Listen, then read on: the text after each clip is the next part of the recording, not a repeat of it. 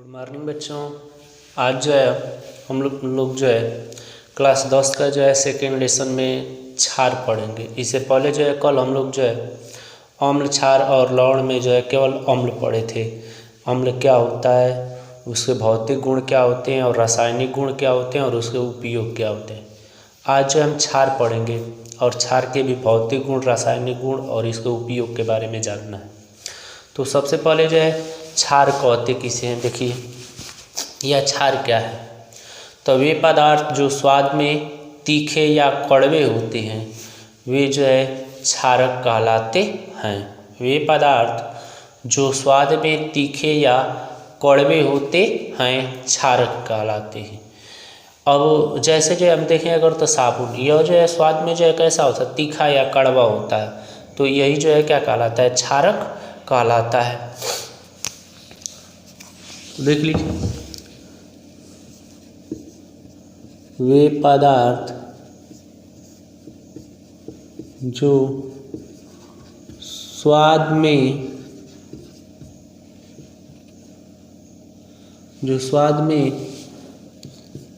तीखे एवं कड़वे होते हैं, तीखे या कड़वे होते हैं, वह जो है क्षारक कहलाते हैं।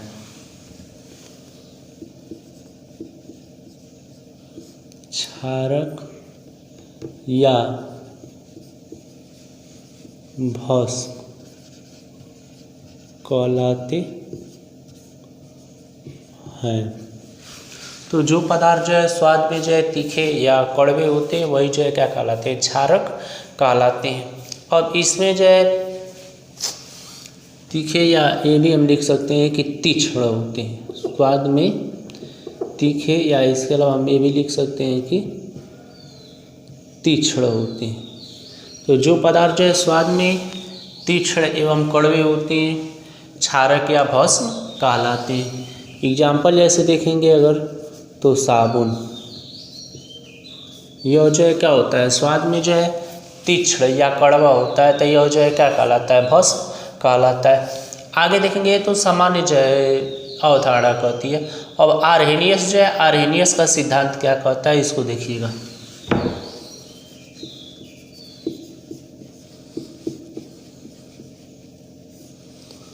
आर्हेनियस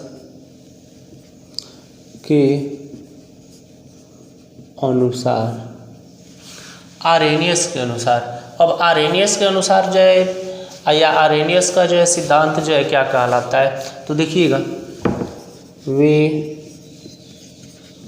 रासायनिक पदार्थ जो जल में वियोजित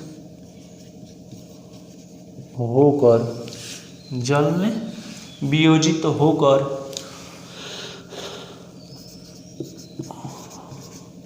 OH आयन देते हैं,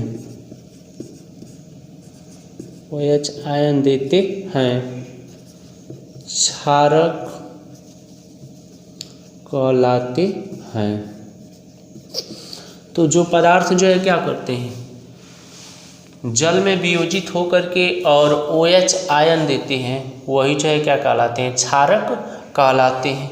अब OH आयन देते हैं तो क्षारक कहलाते हैं। जैसे एग्जाम्पल अगर हम देखेंगे तो इसमें जो है आपका जो है सभी इसमें जो है जैसे हो जाएगा सोडियम हाइड्रोक्साइड या एल्यूमिनियम हाइड्रोक्साइड, यह सभी जो है क्या होते हैं, क्षारक होते हैं।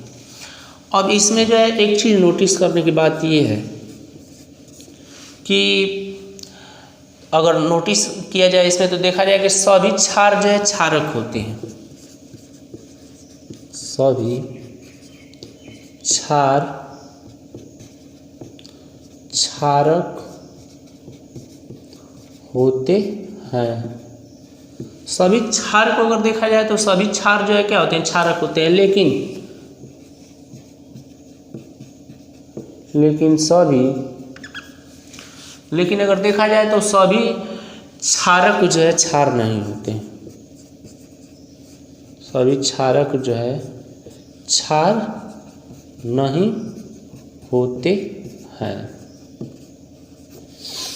तो इसमें हम बताया क्या कि वे पदार्थ जो स्वाद में तीक्ष्ण एवं कड़वे होते हैं क्षारक कहलाते हैं। एग्जाम्पल साबुन बताए, या आर्हेनियस के अनुसार बताया कि वे पदार्थ जो जल में वियोजित होकर के OH आयन देते हैं क्षारक कहलाते हैं, जैसे सोडियम हाइड्रोक्साइड या एल्यूमिनियम हाइड्रोक्साइड। हम नोट में बताया कि सभी क्षारक होते हैं, लेकिन सभी क्षारक जो है क्षार नहीं होते हैं। आगे देखिए क्षारकों के प्रकार। क्षारक जो होते हैं दो प्रकार के होते हैं, एक जो है प्रबल क्षारक और दूसरा जो है दुर्बल क्षारक। वे क्षारक जो जल में पूर्ण रूप से आयनित हो जाते हैं वह जो है प्रबल क्षारक कहलाते हैं, और वे क्षारक जो जल में पूर्ण रूप से आयनित नहीं होते हैं वे जो है दुर्बल क्षारक कहलाते हैं। तो आयनन के आधार पर जो है क्षारक दो प्रकार के होते हैं। आयनन के आधार पर क्षारक दो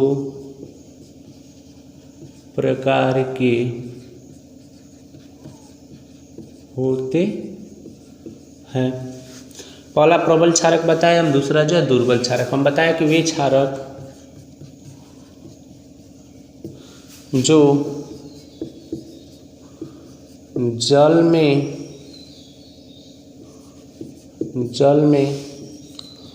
पूर्ण रूप से वियोजित हो जाते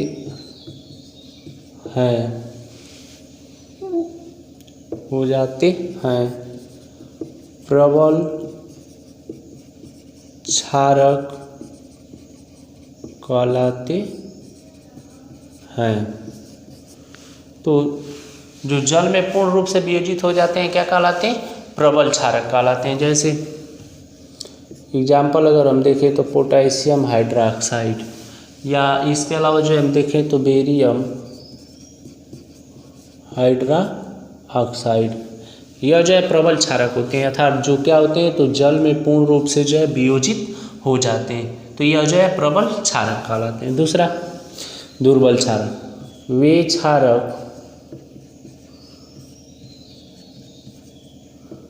क्षारक जो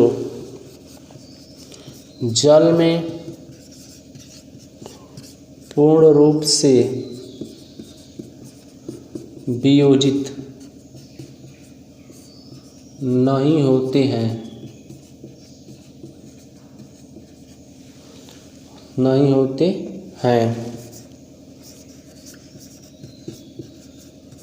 दुर्बल क्षारक कहलाते हैं।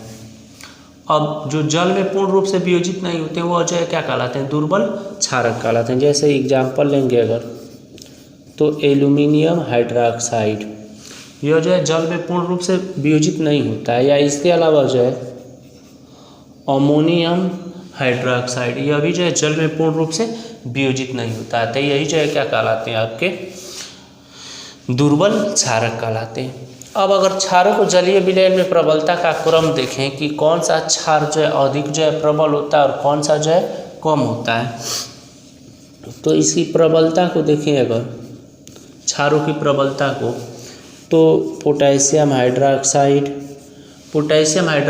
के बाद जो है सोडियम हाइड्रोक्साइड के बाद जो है अमोनियम हाइड्रोक्साइड, और अमोनियम हाइड्रोक्साइड के बाद जो होता है अगर देखा जाए तो बेरियम हाइड्रोक्साइड की क्षारीयता होती है। तो प्रबलता देखा जाए तो इसमें जो है प्रबलता जो है सबसे अधिक पोटेशियम हाइड्रोक्साइड की होती है, इसके बाद सोडियम हाइड्रोक्साइड की, फिर जो है अमोनियम हाइड्रोक्साइड की, और उसके बाद जो है बेरियम हाइड्रोक्साइड की होती है। आगे देखिएगा अम्ल की क्षारकता। अम्ल जो होता है, अम्ल की क्षारकता क्या होती है? तो अगर हम देखें तो किसी अम्ल के एक अणु में, कोई अम्ल है उसके एक अणु में जो है उपस्थित प्रतिस्थापन योग्य हाइड्रोजन परमाणुओं की संख्या जो होती है हाइड्रोजन परमाणुओं की संख्या को उस अम्ल की क्षारकता या भास्म्यता कहते हैं। कहने का मतलब कोई अम्ल है, उस अम्ल में जो है प्रतिस्थापन योग्य हाइड्रोजन जो होता है, हाइड्रोजन की संख्या को ही जो है अम्ल की क्षारकता या भास्मिकता कहते हैं। तो देख लीजिए,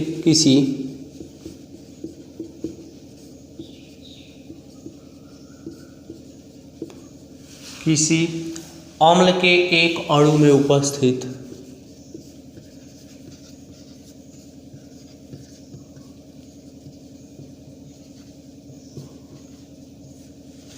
एक अणु में उपस्थित प्रतिस्थापन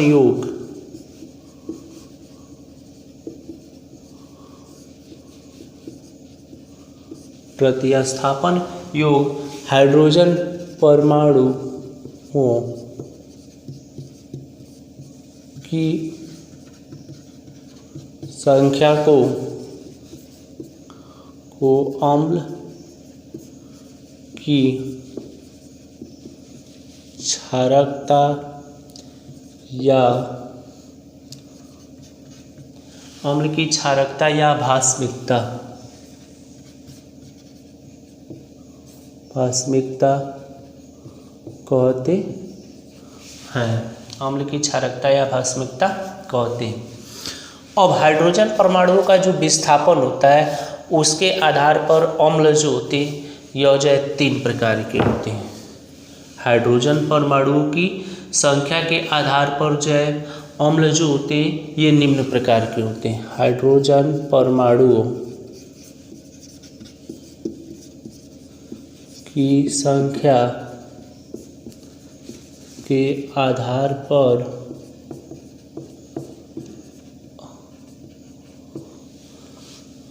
अम्ल की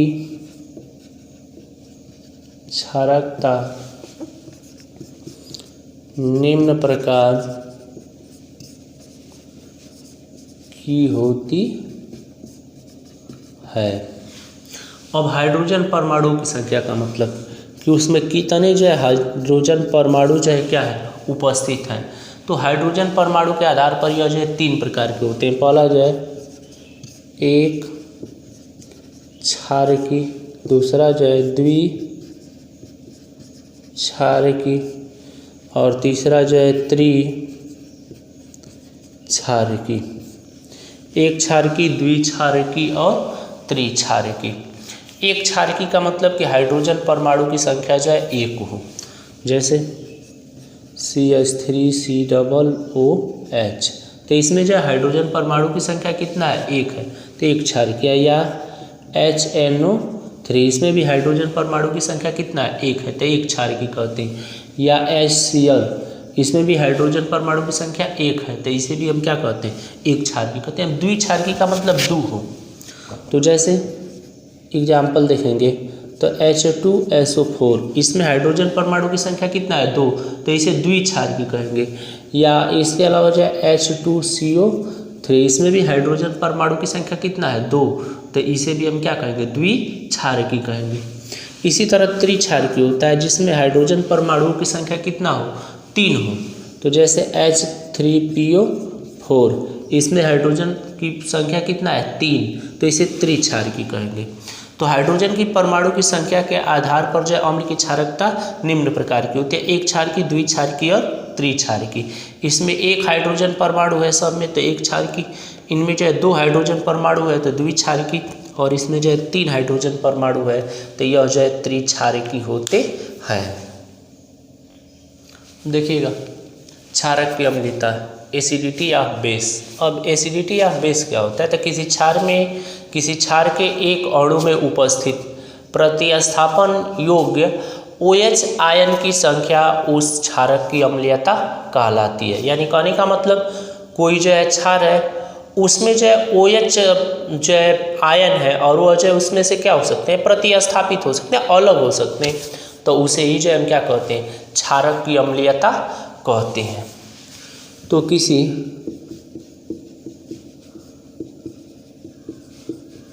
क्षार में या किसी क्षार के एक अणु में उपस्थित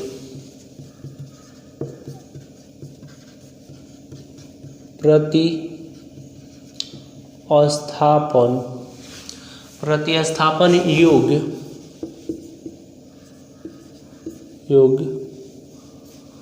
OH आयन की संख्या को क्षारक की अम्लीयता कहते हैं। क्षारक की अम्लीयता कहते हैं। अब OH इसको भी जैसे वहाँ पे अभी देख रहे थे अम्लों की क्षारकों के अम्लों की क्षारकता को, उसी तरह ये भी होता है। अब ये अभी जो है OH आयन जो होते हैं, OH आयनों की संख्या के आधार पर निम्न प्रकार के होते हैं की संख्या के आधार पर निम्न प्रकार के होते हैं। तो उसके आधार पर जो है निम्न प्रकार के होते हैं। इसमें जो है पहला होता है एक अम्ली, दूसरा जो है द्वि अम्ली और तीसरा जो है त्रि अम्ली। एक अम्ली, द्वि अम्ली और त्रि अम्ली का मतलब कि अगर एक OH जो है किसी जो है क्षार में उपस्थित है तो एक अम्ली, दो OH है तो द्वि अम्ली और तीन OH है तो उसे जो हम त्रि अम्ली कहते हैं। जैसे एग्जाम्पल देखेंगे अगर तो यहाँ पे एग्जाम्पल देखेंगे अगर तो NH4OH, इसमें जो है एक OH है तो यह जो है एक अम्लीय होता है। या KOH, इसमें भी एक OH परमाणु है तो यह जो है एक अम्लीय होता है। अब इसी तरह इसमें अगर देखें CaOH2 तो इसमें जो है दो OH2 है तो यह जो है द्वि अम्लीय होता है। या इसके अलावा जो है मैग्नीशियम हाइड्रोक्साइड को भी अगर देखें तो इसमें भी दो होते हैं OH2 तो यह जो है द्वि अम्लीय होता है। इसी तरह देखें त्रि अम्लीय तो इसमें जो है FeOH3 तो इसमें जो है तीन OH है तो यह जो है क्या होता है त्रि अम्लीय। या इसके अलावा जो है AlOH3 एल्यूमिनियम हाइड्रोक्साइड, इसमें भी तीन OH है तो यह जो है क्या होता है त्रि अम्लीय होता है। देखिएगा क्षारकों के भौतिक गुण। अब क्षारकों के भौतिक गुण क्या होते हैं? तो क्षारक जो होते हैं, क्षारक जल में विलेय एवं स्वाद में कड़वे होते हैं। स्वाद में कड़वे होते हैं। या इसके अलावा दूसरा देखा जाए तो ये जो है यह जो है नीले लिटमस पेपर को लाल लिटमस पेपर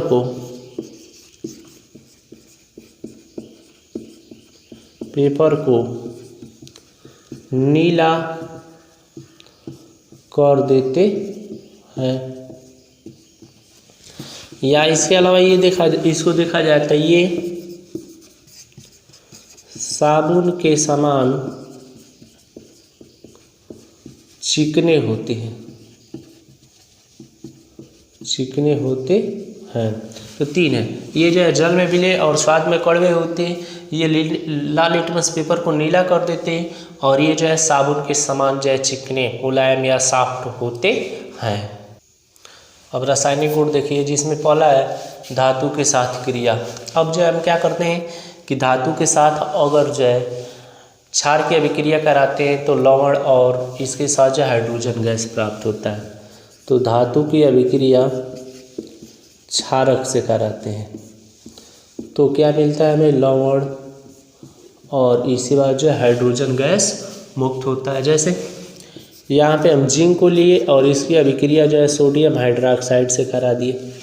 सोडियम हाइड्रोक्साइड से करा दिए तो यहाँ पे जो है सोडियम जिंकेट मिलता है, और इसके बाद जो है हाइड्रोजन गैस जो है क्या होता है? मुक्त होता है। सोडियम जिंकेट मिलता है और हाइड्रोजन गैस मुक्त होता है। या इसी तरह जो है एल्यूमिनियम की अभिक्रिया जो है, अगर जो है सोडियम हाइड्रोक्साइड और जल के साथ कराते हैं तो यहाँ पे जो है सोडियम एल्यूमिनेट मिलता है, सोडियम एल्यूमिनेट मिलता है और इसके बाद यहाँ पर भी हाइड्रोजन गैस जो है क्या होता है, मुक्त होता है। बैलेंस कर लीजिए, यहाँ पर जिंक 1 है, जिंक 1, सोडियम 1 है, यहाँ पर कितना है 2, तो 2 कर देंगे सोडियम 2। ऑक्सीजन 2 है तो यहाँ पे जो है ऑक्सीजन कितना है 1, और इसके बाद जो है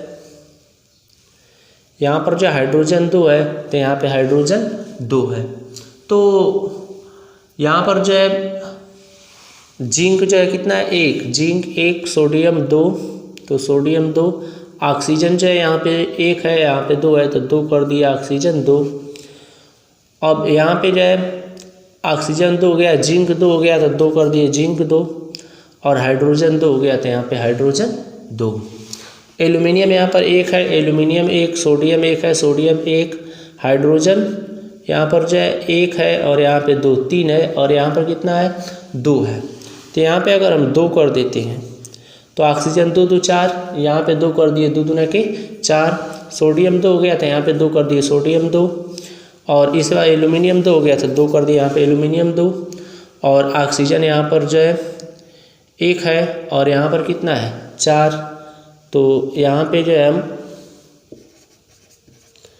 4 कर देंगे अगर, तो ऑक्सीजन जो है 4 हो गया, हाइड्रोजन जो है कितना हो गया 8, तो यहाँ पे भी 4 कर देंगे, 4 दूना के 8।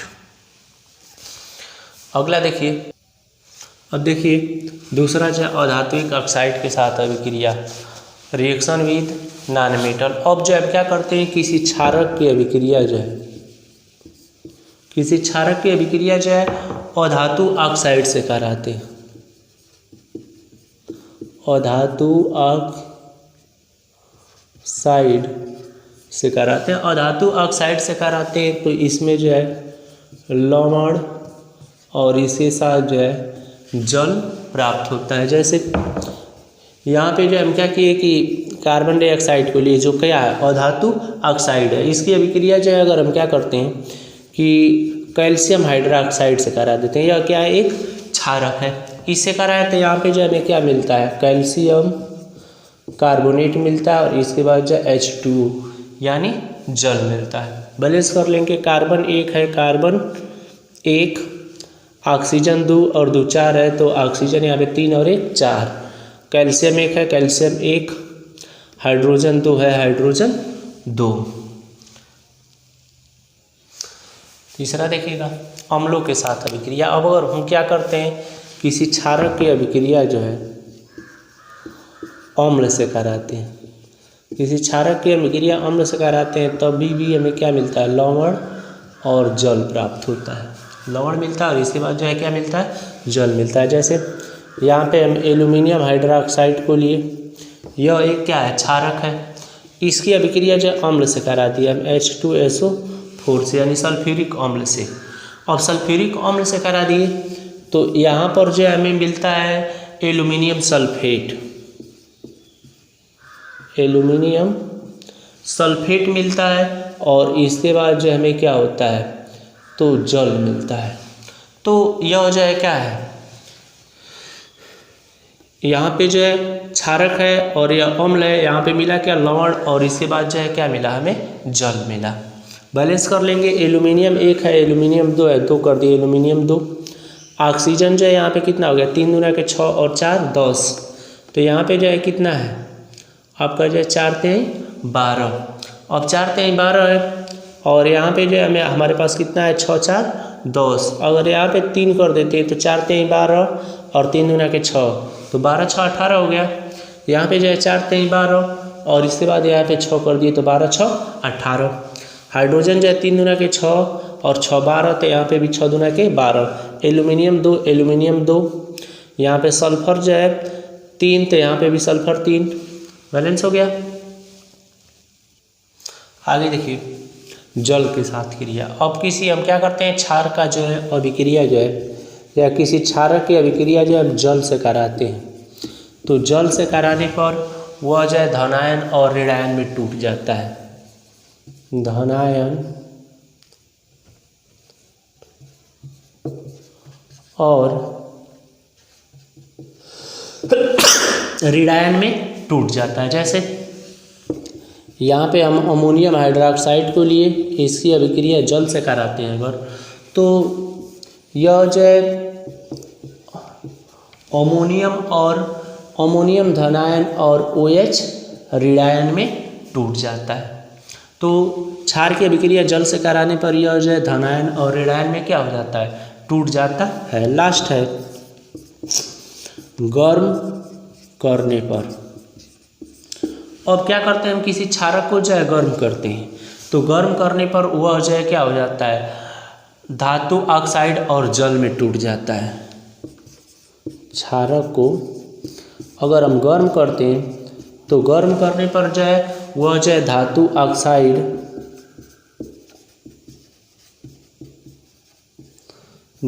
ऑक्साइड और इसके बाद जो है जल में टूट जाता है। जैसे यहाँ पे मैग्नीशियम हाइड्रोक्साइड को लिए, और मैग्नीशियम हाइड्रोक्साइड को यहाँ पे हम गर्म कर रहे हैं तो यह जो है मैग्नीशियम ऑक्साइड और जल में जो है क्या हो जाता है, टूट जाता है। अब देखिए क्षारकों का उपयोग, क्षारक जो होते हैं उसका उपयोग कहाँ पे किया जाता है। तो सबसे पहले अगर हम देखें एल्यूमिनियम हाइड्रोक्साइड का, तो इसका उपयोग जो है प्रयोग वस्त्र यानी प्रयोग किए जाने वाले वस्त्र या प्रति अम्ल बनाने में इसका उपयोग किया जाता है। इसी तरह अगर इसका देखें तो इसका जो है अमोनियम लवण बनाने में उपयोग किया जाता है, या क्लीनिंग एजेंट, धोने वाले जो एजेंट होते हैं उन एजेंट में भी इसका उपयोग किया जाता है। इसी तरह सोडियम हाइड्रोक्साइड का अगर देखें तो इसका उपयोग जो है साबुन बनाने में, या इसके अलावा जो है धावन सोडा बनाने में, या कागज की लुगदी बनाने में इसका उपयोग किया जाता है। लास्ट जो है सोडियम हाइड्रोक्साइड जो होता है, इसका उपयोग जो है चमड़ा उद्योग में, या इसके अलावा जो है खारा जल जो होता है या कठोर जल जो होता है, कठोर जल को मृदु जल में बनाने में, तो मृदु जल बनाने में, या इसके अलावा जो है इसका उपयोग जो होता है ब्लीचिंग पाउडर बनाने में भी किया जाता है। दो जो है नोट्स है इसमें, एक जो है टूथपेस्ट जो होता है यह जो है हल्का क्षारीय होता है, और जो हमारे दांत जो होते हैं इस पर जो हल्का अम्ल जमा रहता है। जब हम क्या करते हैं, ब्रश करते हैं तो उस अम्ल के साथ जो है ये टूथपेस्ट यानी क्षारीय जो होता है मिल करके और क्या हो जाता है, दांतों के चारों ओर जो होता है उसको उदासीन कर देता है, जिसके कारण गंदगी जो है हट जाती है। या एक और चीज़ है, मधुमक्खी या हमें चींटी जो है काटती है तो हल्का सा जो है हमें दर्द का अनुभव होता है, क्योंकि उनके काटने पर हमारे शरीर में जो है मेथेनोइक अम्ल जाता है, और जिसके कारण जो है हमें हल्का दर्द होने लगता है। तो उससे जो है हमें आराम पाने के लिए क्या करना होगा, तो अगर हम बेकिंग सोडा जहाँ पे काटी है जल रहा है वहाँ पे अगर हम क्या करते हैं बेकिंग सोडा या सोडियम हाइड्रोजन